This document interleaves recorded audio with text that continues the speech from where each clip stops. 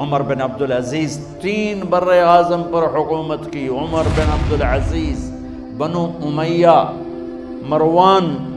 عمر بن عبدالعزیز نے اپنے آپ کو قربان کیا اللہ کے لیے، حکومت کو پاؤں کے تلے رکھا اور اللہ کی رضا کو سامنے رکھا. کیسی سلطنت کی؟ جب گورنر تھے تو 60 اونٹوں پہ سامان چلتا تھا. جب امیر المومنین بنے تو بچے کہنے لگے ماں سے، بچے بچیاں 12 تھے، ماں سے کہنے لگے کہ عید کا موقع آ رہا ہے، ابا سے کہو ہمیں نئے کپڑے تو لے کر دیں. ان کی ماں کا نام ہے فاطمہ، بچوں کی ماں کا نام.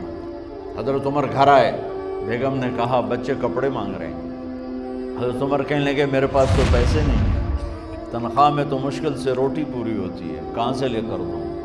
تو تھوڑی دیر خاموش رہیں بیگم، پھر کہنے لگی آپ ایسا کریں اگلے مہینے کی سیلری ایڈوانس لے لیں، اس سے میں کپڑے لے لیتی ہوں اور روٹی کا خرچہ میں مزدوری کر کے گھر بیٹھے مزدوری کر کے چلا لوں گی، آپ 1 مہینے کی تنخواہ ایڈوانس لے لیں. حضرت عمر بن عبدالعزیز واحد خلیفہ ہیں جن کے دور میں 3 بر اعظم میں زکوٰۃ لینے والا باقی نہیں بچا تھا. یہاں لاہور بھی ان کی حکومت کے نیچے تھا، جنوبی اسپین فرانس ان کی حکومت کے نیچے تھا، کاشغر تک ان کی حکومت کے نیچے تھا، استنبول کے دروازوں تک ان کی حکومت تھی. 3 بر اعظم میں ایک آدمی زکوٰۃ لینے والا نہ بچا. اور اپنا حال یہ ہے کہ بیگم سے کہہ رہے ہیں پیسے کوئی نہیں، کپڑے کہاں سے لے کر دوں؟ اور بیگم طریقہ بتا رہی ہے کہ آپ اگلے مہینے کی تنخواہ ایڈوانس لے لیں، اس سے میں کپڑے لے لوں گی اور چولہے کا خرچہ، روٹی کا خرچہ میں گھر بیٹھ کے مزدوری کر کے کما لوں گی. تو حضرت عمر کہنے لگے ہاں یہ ٹھیک ہے. باہر آئے وزیر خزانہ مزاحم، انہیں بلایا کہ بھائی ہمیں اگلے مہینے کی تنخواہ ایڈوانس چاہیے. اس نے کاغذ قلم آگے رکھ دیا، کہا حضرت آپ مجھے لکھ کے دے دیں، آپ 1 ماہ زندہ رہیں گے، میں آپ کو تنخواہ دے دیتا ہوں. چپ کر کے اٹھے، ایک لفظ نہیں بولے. گھر گئے، اپنی بیگم فاطمہ سے کہا بیگم بچوں سے کہہ دو کہ باپ کے پاس کپڑے لے کر دینے کی سخت نہیں ہے.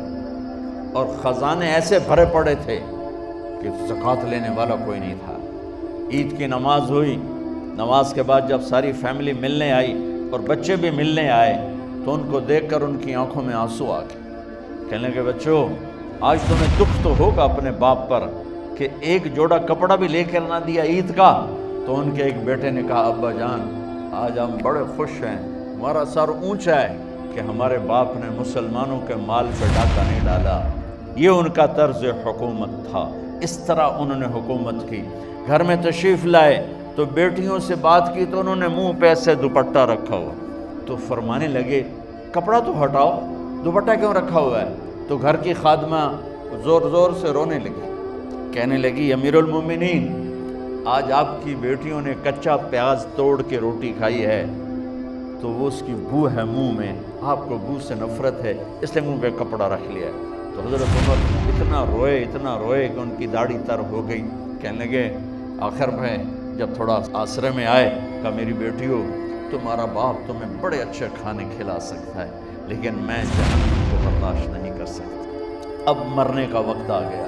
جب وہ گورنر تھے تو 60 اونٹوں پہ ان کا سامان چلتا تھا، اور جب وہ امیر المومنین بنے تو عیادت کے لیے لوگ آ رہے تھے تو سالے عیادت کے لیے آئے. فاطمہ کے بھائی کپڑے دیکھے امیر المومنین کے تو بہن کو ایک طرف کر کے فرمایا، کہنے لگے امیر المومنین کے کپڑے تبدیل کروا دو، لوگ پوچھنے آ رہے ہیں تو میلے کپڑے اچھا نہیں لگتا. کہا جی بھائی کرواتی ہوں.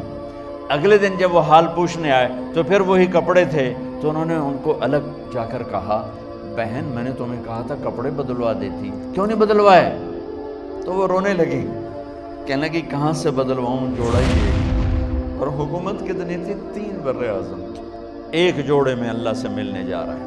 جب ان کی موت کا وقت قریب آیا تو انہوں نے رجا بن حیوہ کو بلایا، ان سے فرمانے لگے سنو میں نے 3 بادشاہوں کو قبر میں اتارا لیکن ان کے کفن کی گرہ کو جب کھول کے دیکھا تو ان کے چہرے قبلے سے ہٹ چکے تھے، وہ رنگ ان کے کالے پڑ چکے تھے. ولید بن عبد الملک، سلیمان بن عبد الملک، عبد الملک بن مروان، عبد الملک باپ ولید بیٹا، سلیمان بیٹا، یہ تینوں کا ان کے چہرے کالے ہو گئے تھے اور ان کا قبلے سے منہ پھر گیا تھا۔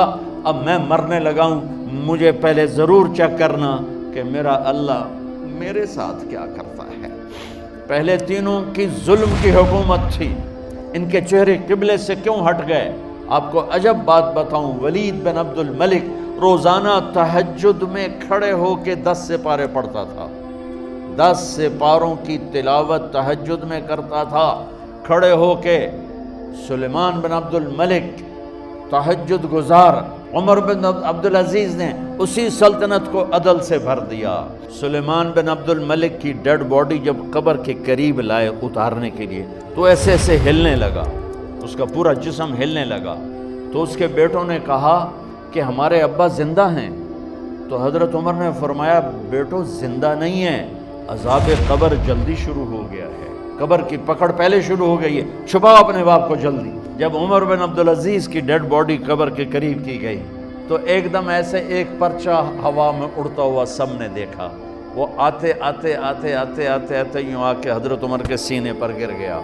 سب دیکھ رہے ہیں۔ جب پرچے کو اٹھا کے دیکھا گیا تو اس پہ ایک سطر پہ لکھا تھا بسم اللہ الرحمن الرحیم، اور دوسری سطر پہ لکھا تھا براءۃ من اللہ لعمر بن عبد العزیز من النار، یہ عمر کے لیے جہنم کی آگ سے نجات کا پروانہ ہے۔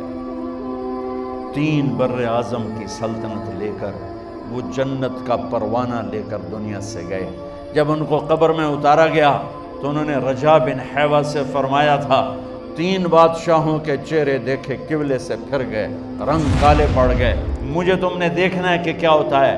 تو رجا فرماتے ہیں جب میں قبر میں اترا اور ان کے کفن کی گرہ کو کھول کے دیکھا تو چہرہ قبلے کی طرف فکس تھا، اور مجھے یوں لگا جیسے 14ویں رات کا چاند قبر میں اتر آیا۔ اللہ کو اپنی منزل بناؤ، اللہ کو اپنی منزل بناؤ، اللہ کو اپنی منزل